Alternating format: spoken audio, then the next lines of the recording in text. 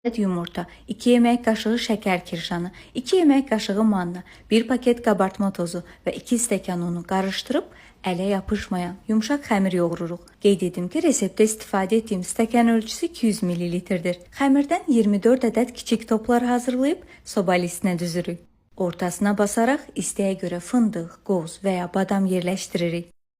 Əvvəlcədən 100 dərəcədə qızdırılmış sobada 7 dəqiqə bişirdikdən sonra sobanın dərəcəsini 220-yə qaldırıb üzəri qızaranadək təxminən 17 dəqiqə daha bişiririk. Şərbəti üçün 2 stəkan şəkər tozu və 3 stəkan suyu ocağa qoyub gür odda şəkər tozu əriyib su qaynayana dək qarışdırırıq. Su qaynayanda 3-4 damcı limon suyu əlavə edib orta odda 15 dəqiqə qaynadırıq.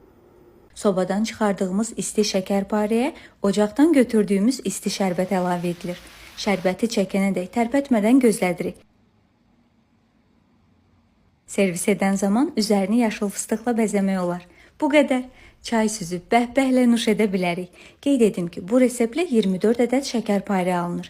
Əgər videonu bəyəndinizsə, like edib, rəy bildirib, yaxınlarınızla bölüşməyi unutmayın. İzlədiyiniz üçün təşəkkür edirəm. Hələlik.